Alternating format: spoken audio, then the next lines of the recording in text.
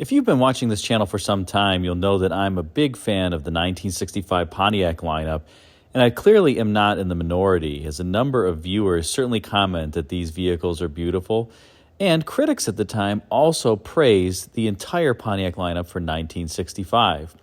More specifically, to give you just one example, Motor Trend named the entire Pontiac lineup Car of the Year in 1965, and I don't believe they've done that before or since.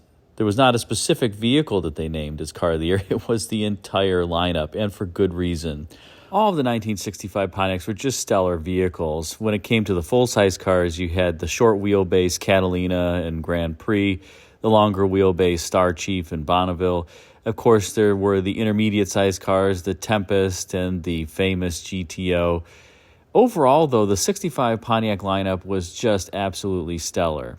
And we've covered a number of elements about the 1965 Pontiacs in other videos. But one thing that we haven't covered is a highlight of the design process for these 65 Pontiacs and what some of the initial proposals looked like. And that's what we're going to focus on here. Now, for those who don't know, designing a car is a process that generally begins with sketching. And there are lots of different sketches that are made by designers. And eventually, a few are settled upon, and then scale models are typically created. These are smaller than life-size models, just to get a sense of how the car looks when it's rendered in 3 dimensions. Remember, sketches are obviously 2-dimensional, and one of the hardest elements of designing is translating sketches to 3-dimensional models. So the scale model comes next, and if the scale model looks good, then designers move on to full-size clay models. And this, you can imagine, is an extremely tedious task, but it is one that's necessary to make sure that the design is taking its appropriate form. And then often, especially during this period, what would happen is the clay model would be made, and then a material called Dynoc would be stretched over it that basically made it look like it was painted and had glass, and often it would be dragged outside to see how light would reflect upon the various surfaces. The 65 Pontiacs are interesting because it's a design that has stood the test of time. And in the 1965 Motor Trend article that highlights the design of these vehicles, GM Styling Vice President Bill Mitchell talks about the design process for the 1965 Pontiacs, and he says, quote, 10 years from now, if you look at these 1965 Pontiacs, we think you'll still agree they look good.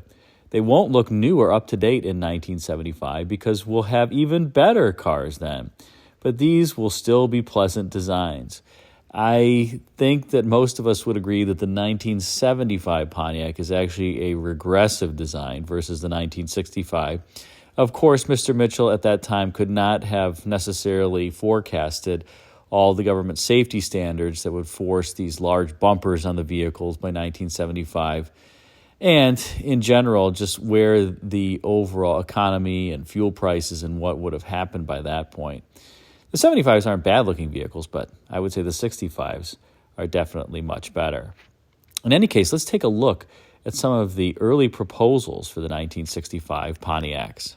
Here you have a stacked headlight theme proposal for the 1965 Bonneville, and recall the stacked headlights were introduced on Pontiacs in 1963.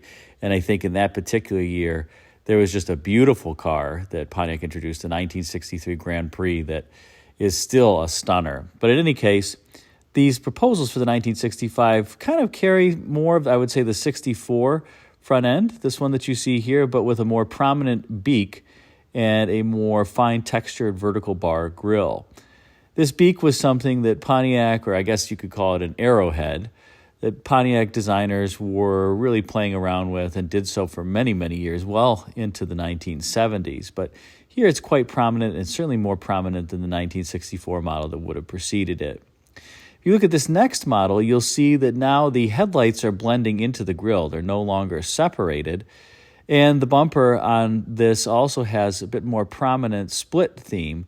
Remember, Pontiac really introduced that split theme grille with the 1959 Pontiac, and it proved so successful that it became a Pontiac trademark all the way until the end. The beak here is toned down quite a bit versus the previous model, but again, a relatively handsome design. The next model that you see here, this is actually photographed on GM's design patio. You can see the turntable on it. This proposal has two different themes, one on either side for the grille texture, as well as the headlights and the turn signals. Notice on the passenger side of the vehicle that the grille has the thin horizontal bar texture, except for that middle thick bar, kind of something that would appear on the 1967 Riviera, although that car obviously had hidden headlights. And on the driver's side, you'll notice that here the grille is divided into three vertically, and the parking light is also a different treatment that's inset within the bumper.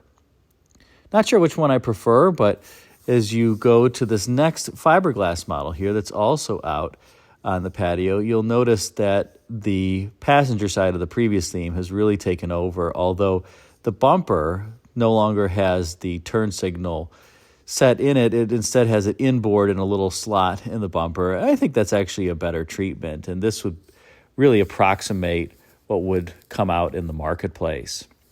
Let's now take a look at some of the rear ends of various proposals, and you can see here this is a proposal for a 1965 Grand Prix, and the taillight theme out back mirrors some of the 1964 Pontiacs with that half moon or kind of crescent moon shape.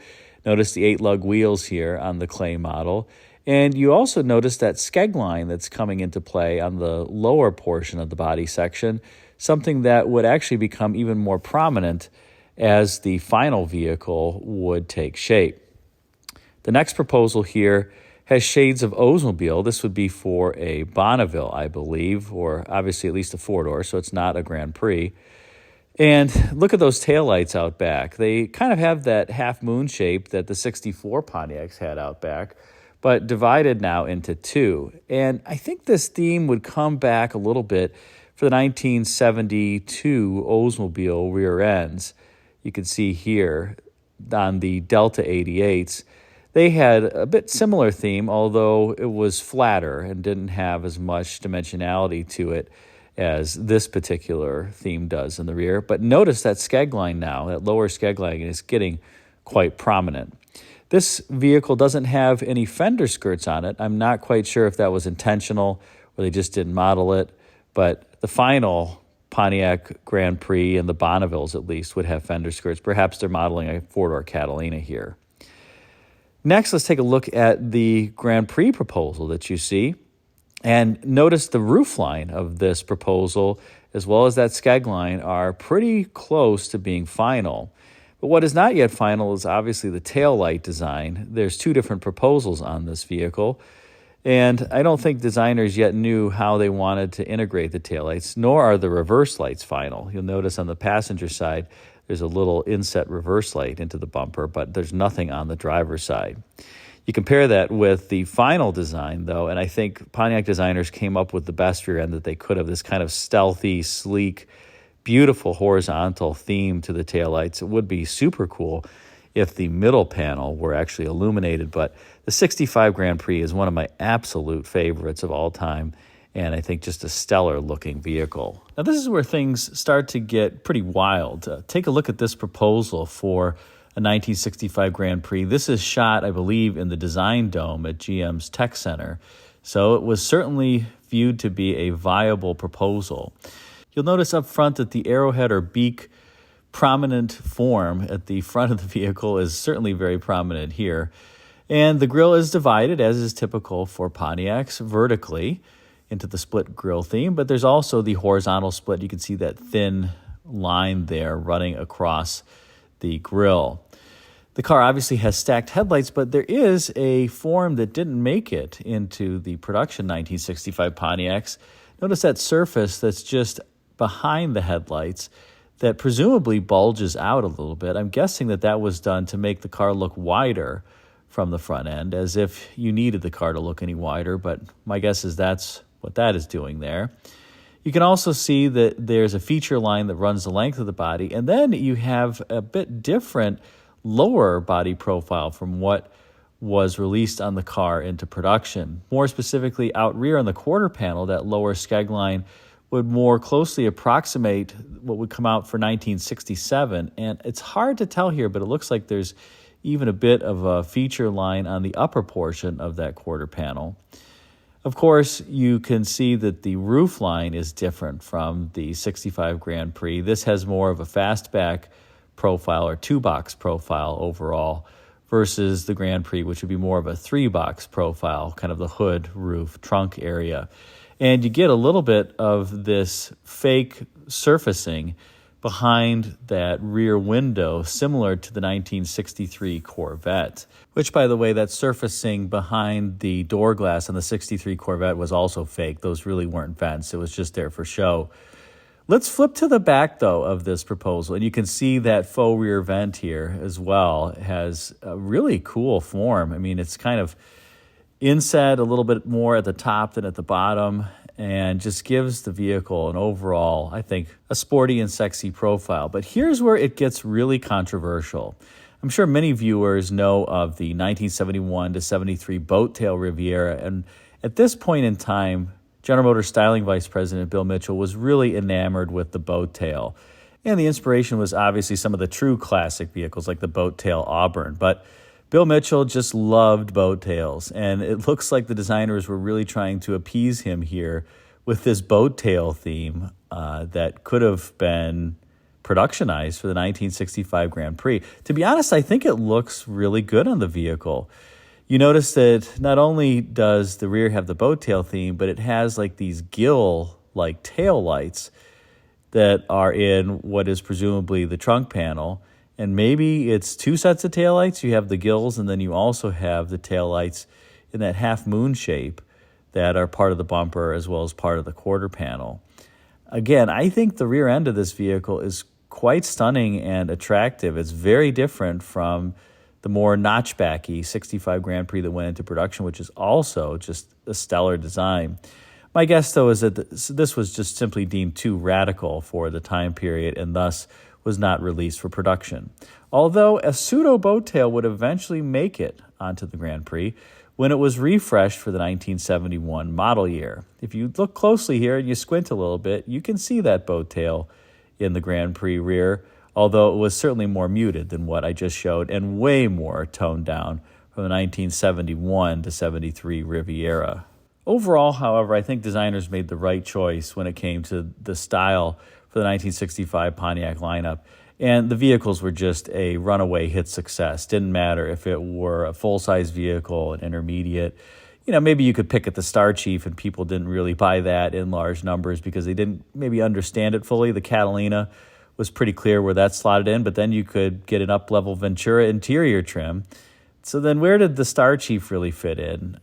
You obviously had the Bonneville, and then for 1965, the first year, you had the Bonneville Brougham interior on the four doors as well, if you really wanted a super luxurious interior. I don't think, to be honest, that a buyer got anything more buying a Cadillac in 1965 than a Pontiac if you optioned it correctly. As an example, the Cadillac had a standard 429 cubic inch V8. You clearly could get, a larger engine than the standard 389 in your Pontiac, but you'd have to pay a little bit more money for the 421. Nonetheless, the 65 Pontiacs inside and out just ended up beautiful, but I thought it was interesting to highlight what could have been, in some cases, particularly this boat tail 65 Grand Prix proposal. Hope you enjoyed this spotlight at some of the 1965 Pontiac designs. If you did, be sure to like, comment, and subscribe, and check out the video thumbnails at bottom left and right for some suggestions for you. Thanks again for watching.